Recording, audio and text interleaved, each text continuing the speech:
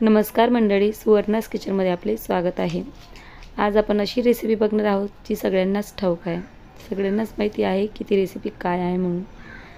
तर त्यासाठी मी गॅस चालू करून घेतले, त्यावरती एक कुकर चढवून घेतलेला आहे। आता त्यात मी साजूक तूप घालणार आहे। 1 चमचाभर तूप मी त्यात घातलेला आहे। आता त्यात मी जे आपल्याकडे थोडंसं खोबऱ्याचे काप मी कापून घेतलेले, ताटामध्ये जे साहित्य होतं तेवढंच साहित्य आपल्याला पुरेसं आहे। तर ते खोबऱ्याचे काप मी इथे परतून घेणार आहे। त्याचबरोबर जे काजू घेतले होते ते देखील मी इथे परतून घेणार आहे। मस्त असं गोल्डन कलर येईपर्यंत मी इथे सगळे परतून घेते। बघू शकता आपण किती मस्त असा कलर आलेला आहे त्याला। काजू पण मस्त असे परतले गेलेले आहेत आणि खोबरं पण। आता हे सगळं साहित्य आपण एका डिशमध्ये काढून घेतलेलं आहे। त्याचबरोबर आता आपलं हे तूप देखील चांगल्यापैकी कडकडीत असं गरम झालेलंच आहे। तर मग आता आपण त्यात जी थुली घेतलेली होती, ज्याला आपल्या महाराष्ट्रात खपली गहू म्हणतात, काही लोक त्याला थुली म्हणतात, तर ती आपण यात टाकून घेणार आहोत। ज्या लोकांना माहिती ते घरच्या घरी ही खपली गहू करून घेत असतात। कोणी मार्केटमधून आणतं, तर भरपूर लोक हे घरातच बनवतात मेन म्हणजे।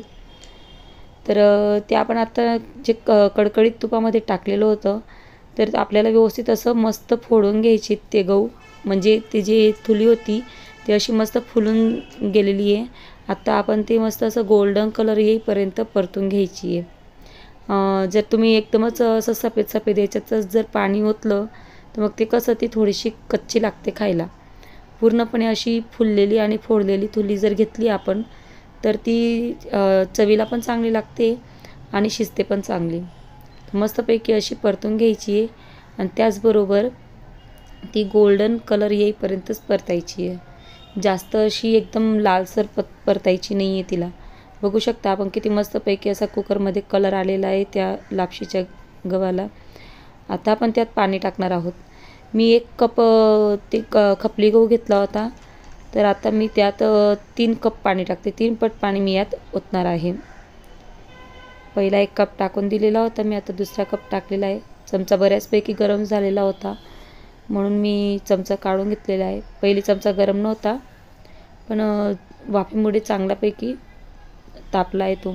आता त्यानंतर आपण एक वस्तू टाकणार आहोत त्यात, ती म्हणजे थोडंसं चवीपुरता मीठ टाकणार आहोत। मीठ टाकण्यामागचा उद्देश हाच, जी लापशी आपण बनवतोय तिला चव ही चांगली येत असते।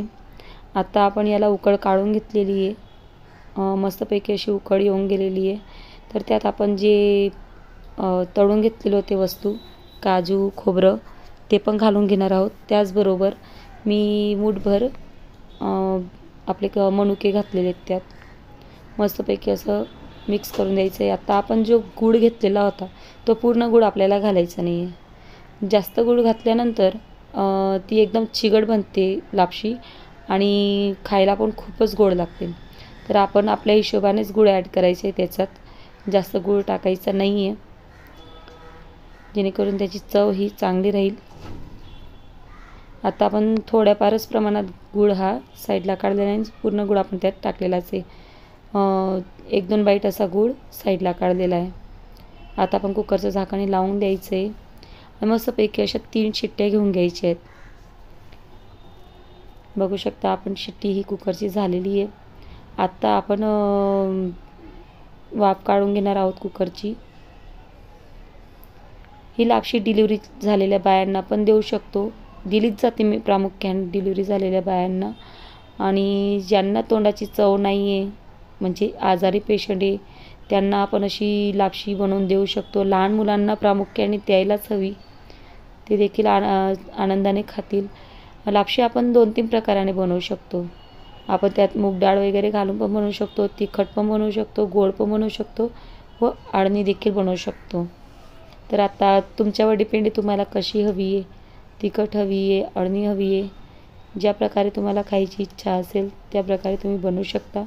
पण ही लापशी जी आपण बनवली आहे ती फक्त डिलिव्हरीज बाईला दिली जाते असं नाही, तर ती आमच्या खानदेशमध्ये जे कार्यक्रम होतात तिथे ही लापशी प्रसाद म्हणून ठेवली जाते। मस्त अशी आपली लापशी बनून तयार झालेली आहे। बघू शकता आपण मस्त वाफवती लापशी बनलेली आहे. जास्त पातळ केलेली नाही, मी मस्त अशी रवादार लापशी बनवून घेतलेली आहे. अशा नवीन नवीन रेसिपीजसाठी सुवर्णाज किचनला सबस्क्राईब करायला विसरू नका व बेल आयकॉनला प्रेस करायला विसरू नका. धन्यवाद.